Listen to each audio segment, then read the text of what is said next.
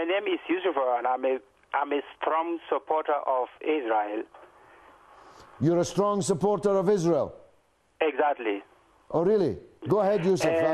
I'm intrigued. I believe, George, you are part of the problem why there is not going to be any peace at all in Israel. Yeah. Yes. Tell me why, Yusuf. I'm part of the problem, my goodness. Yeah, Who because knew? I think that propaganda is not going to lead us anywhere. We must speak the truth, George. And yeah, I believe. Yusuf?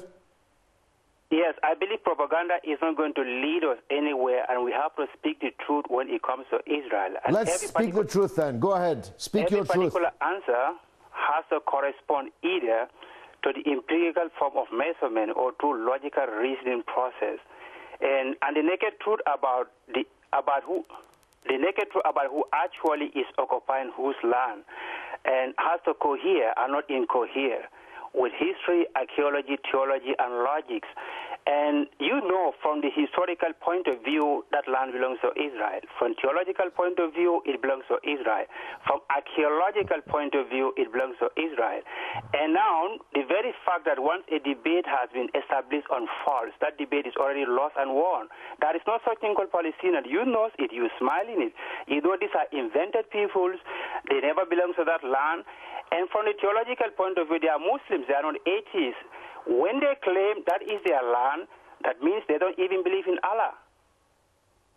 Well, it's interesting. It's interesting that you bring up Allah, because you know that the Prophet Muhammad, peace be upon him, ascended to the heavens from Palestine, from Jerusalem, from the Al-Aqsa.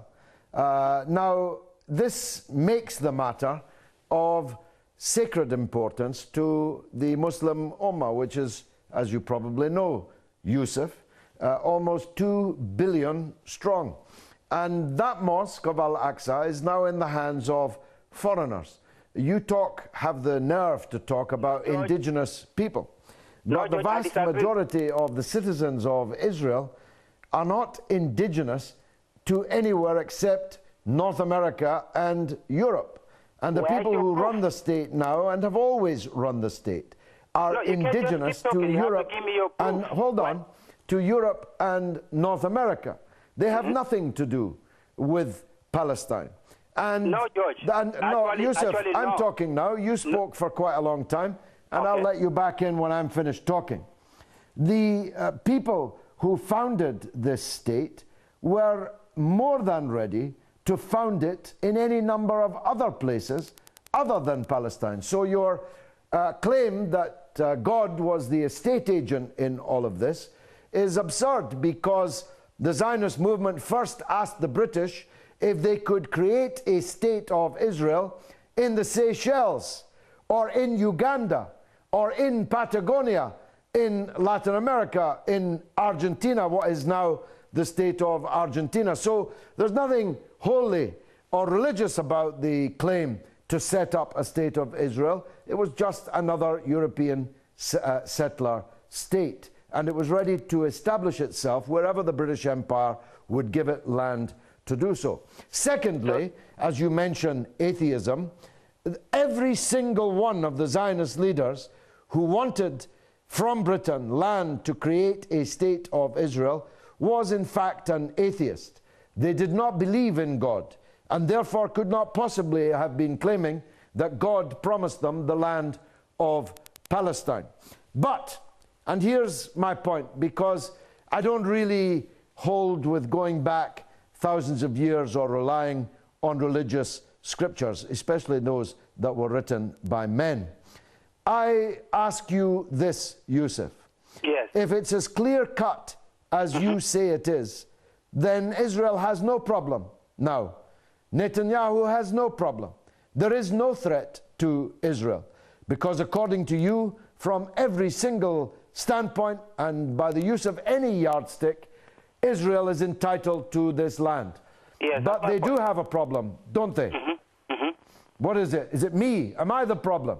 No, let me talk. You've been talking. It looks like you are the only one who has a point. What I mean by that, when we willfully and purposely deny all these facts, there'll be no solution. The only solution is we have to go back to history to know where we are and where we are from and where we are and where we are heading to. Historically, we are giving possession to the people who has no historical connection to that land. These people are Arabs. They are the land of Israel belongs to the Jews, not to the Arabs. And even before Abraham... Yusuf, let me interrupt you for a second. I'll let you continue, because I'm fascinated by how you reached this standpoint, shall I say. Yeah. What do you mean they are Arabs? Does that mean that they are not Palestinians? Is that your point? No, they are Palestinians. When we say Palestinian, this is a different thing. And the only way we can know who are Palestinians, we have to go back to history. Palestinians are a different people. We know in 585 BCE they are... Oh, no. Look, we don't have enough time to bog ourselves down in 585 BC. Yeah, let's try instead, Yusuf, let's try instead 2014 AD. Well, there are 13 million Palestinians, millions of them under occupation. Why are you getting this information? No. Look, listen to me, and then I'll let you back in. There are 13 million Palestinians, millions of them under occupation and siege, but most of them outside of the land, living as refugees. That is a fact. It's a clear and present threat to the existence of what they call Israel. Otherwise, Israel would have no problems and we wouldn't be having this conversation.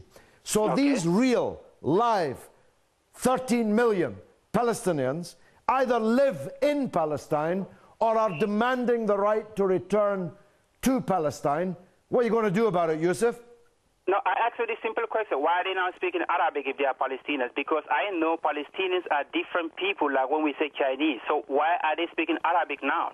When they are Palestinians, why are they not speaking Palestinian language? There is no Palestinian language. The Palestinian language is Arabic. No, George, but Yusuf, get your nose out of your ancient books. I'm talking to you not about 565 BC, but about 2014 AD. What are you going to do about the millions of Palestinian Arabs who speak Arabic, who are Christian and Muslim? What are you going to do about them?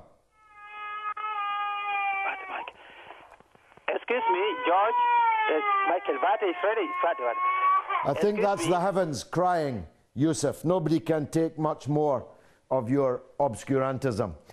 Attend to your baby, please, because there are many crying children in Palestine, some of whom were killed just yesterday as Netanyahu's rage at the unity agreement reached between Hamas and Fatah was played out in the media. Israel immediately launched its airstrikes, which killed and maimed many, most of them children, in the northern part of Gaza.